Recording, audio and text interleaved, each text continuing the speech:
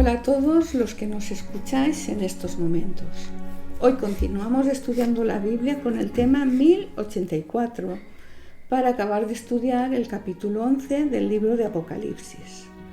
Como siempre le damos la palabra a Francisco.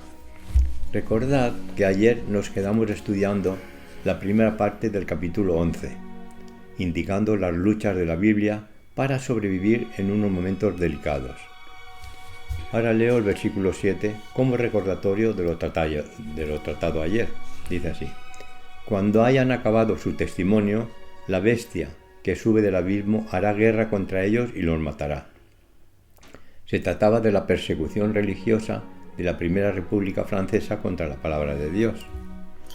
Bien, pues comienzo a leer el versículo 8, que es continuación de lo tratado ayer. Dice así: Y sus cadáveres estarán en la plaza de la grande ciudad que en sentido espiritual se llama Sodoma y Egipto, donde también nuestro Señor fue crucificado. Seguimos diciendo que esa gran ciudad fue Francia después de los 1260 años. A Sodoma y Egipto se le citan por haber sido sedes de degradación moral, al igual que Francia durante la Revolución. Dice el versículo 9: Y los de los pueblos, tribus, lenguas y naciones verán sus cadáveres por 3 días y medio, y no permitirán que sean sepultados. 3 días y medio equivale proféticamente a 3 años y medio. Este periodo puede calcularse a partir del 26 de noviembre de 1797, cuando, según se afirma, el gobierno francés quitó las restricciones impuestas a la práctica de la religión. En el versículo 12 podemos ver el triunfo de la Biblia, a pesar de los ataques despiadados que había recibido, y simbólicamente el Señor le da la entrada al cielo a la vista de todos sus detractores, para tormento y vergüenza de ellos. Pues vamos a verlo. Leo este versículo 12, dice así: Y oyeron una gran voz del cielo que les decía: Subid acá. Y subieron al cielo en una nube, y sus enemigos los vieron. No se identifica al que habla, pero probablemente sea Dios. Este ensalzamiento de los dos testigos, o sea, de la Biblia, se ha entendido como un símbolo de la gran propagación de las Escrituras a partir del principio del siglo XIX. Poco después de la Revolución Francesa fueron establecidas varias sociedades bíblicas nacionales. Las más notables de todas han sido la Sociedad Bíblica Británica y Extranjera, fundada en 1804, y la Sociedad Americana, organizada en 1816. Estas sociedades y otras más hicieron circular las Escrituras hasta 1989 en más de 1907 idiomas y dialectos.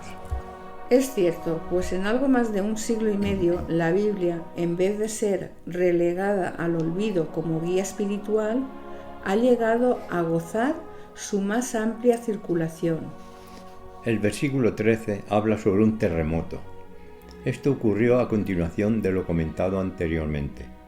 Parece que murieron muchas personas, pero no hay más información sobre lo que quiere decir este versículo, por lo que se han realizado varias conjeturas.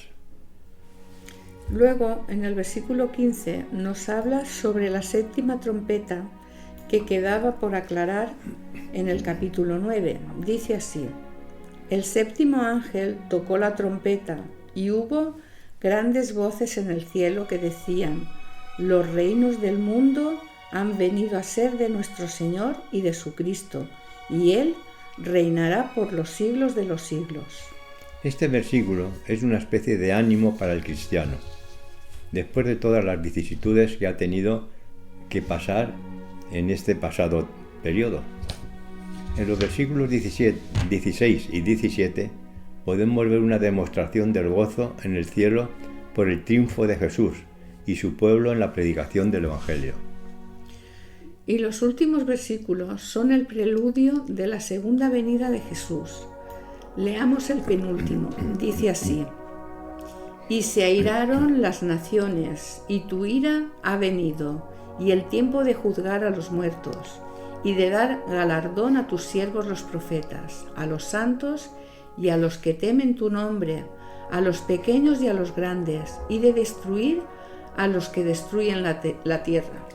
Está claro que es el último ataque de Satanás para rescatar a los seguidores del Señor que pueda, porque le queda muy poco tiempo. Pero el juicio ya se acaba y el sellamiento del pueblo de Dios está a punto de culminar, y le siguen las últimas plagas. Entonces el enemigo ya no podrá hacer nada.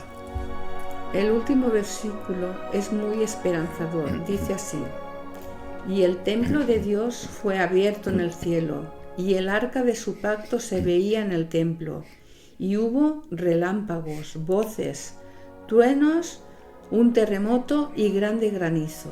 Ante Juan se presenta una visión del templo de Dios, con el arca de su pacto como centro de visión. En el santuario terrenal, que era una reproducción del verdadero que está en el cielo, el arca estaba en el lugar santísimo, que era el centro del servicio del día de la expiación, día que simbolizaba el juicio. Dentro del santuario terrenal estaba el arca del pacto y en su interior las tablas de piedra con los 10 mandamientos, la inmutable ley moral de Dios. Ningún creyente en Dios, en el tiempo de los judíos, podía imaginarse el arca sin pensar inmediatamente en los 10 mandamientos. La visión de Juan del arca celestial comprueba elocuentemente que en las últimas horas de la tierra, la gran ley moral de Dios será el centro del pensamiento y de la vida de todos los que se esfuerzan por servir a Dios en espíritu y en verdad. Bueno, hemos acabado por hoy de estudiar este interesante capítulo 11, por lo que mañana seguiremos estudiando la Biblia con el tema 1085. Bendiciones y hasta mañana.